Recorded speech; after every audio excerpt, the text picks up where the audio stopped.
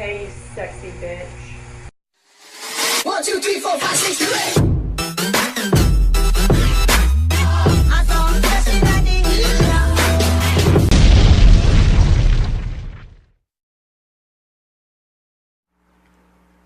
Rob Zombie's new Halloween film, 31, is filled with clowns, chainsaws, psychopaths, blood, and overall terror. You see, is Rob Zombie's 31 a new Halloween classic, or is it another misfire for the director? So if you are wondering what 31 is about, it's about 5 carnival workers. They are kidnapped the night before Halloween and are held hostage in a very large compound. At the mercy of their captors, they are forced to play a twisted game of life or death called 31. For the next 12 hours, they must fight for their lives against an endless parade of homicidal maniacs. You see, anyone who knows Rob Zombie, you may know him from his movies or his band, White Zombie. Some of his films include The Devil's Rejects, The House of a Thousand Corpses. Anyways, you will know he truly is a fanboy of horror films. You can tell from his music career, his music videos, his writing, his films, and, well, overall him. Some can argue that he may be more of an indie cult following filmmaker than a mainstream film director, especially with his last films, The Lords of Salem. Now, I do like Rob Zombie as a horror director. Notice I said like, not love. Even though he makes entertaining films, for me, there's not really that film that I can say really blew my mind away. Like, my favorite film of his is The Devil's Rejects. And when it comes to his films, I believe he, does not get any better or any worse. He simply remains the same. That being said, Rob Zombie's new film, 31, is now a Rob Zombie film I think I can say I love. I enjoyed this, honestly, just as much as The Devil's Rejects.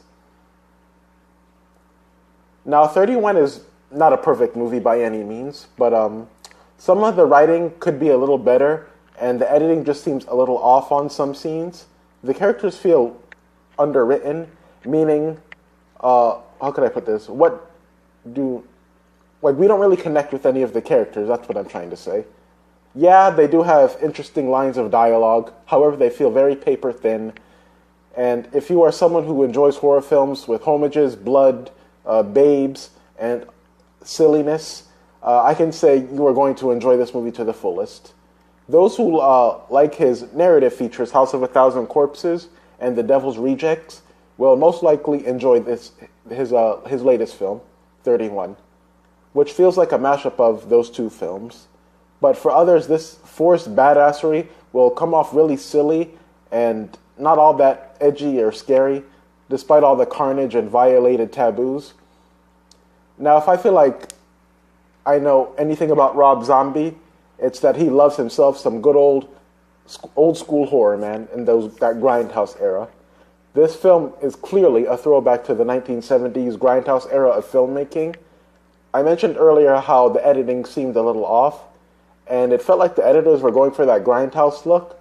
On the other hand, I still think the editing could have been a little better. It was a little choppy. I mean, there are some scenes where it's hard to tell what's happening. Also, the film is a mixture of other films.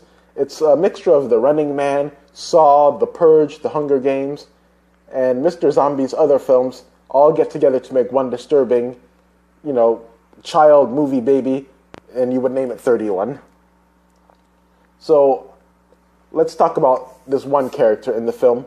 For me, it's his movie. He's the show stealer. It really is his movie. I'm talking about the character Doomhead, played by Richard Brake. You may know him from Kingsman, The Secret Service, and Spy. This character was frightening, his acting was spectacular, and it really is his movie. He owns the role, and I would love to see the character come back in a future film. Anyone who saw or read my review of Suicide Squad knows that I actually did like Jared Leto as the Joker in Suicide Squad. But Doomhead is my vision for the perfect R-rated Joker in an R-rated Batman film.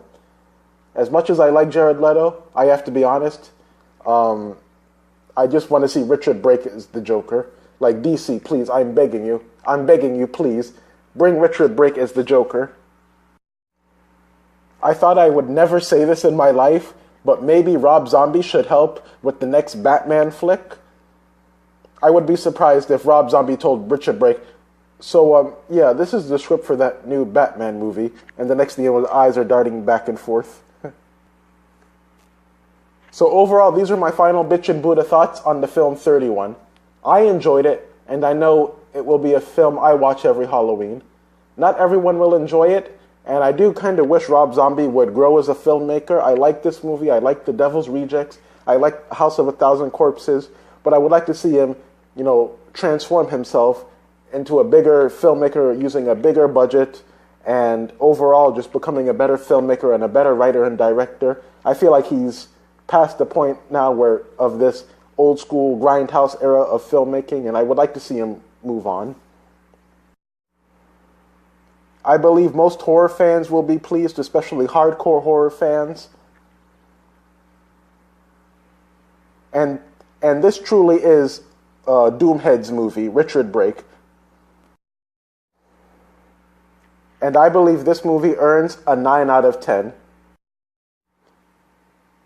It has everything old school horror fans can ask for and more. If you're someone who doesn't really like these movies, I don't see you enjoying this movie. And that's my opinion on the movie. I know a lot of people aren't liking this movie, but I personally enjoyed it, and I hope you personally enjoy it as well. Until next time, don't just get down, but get boogie. Thank you all so much for listening, and have an amazing day as always. Take it easy.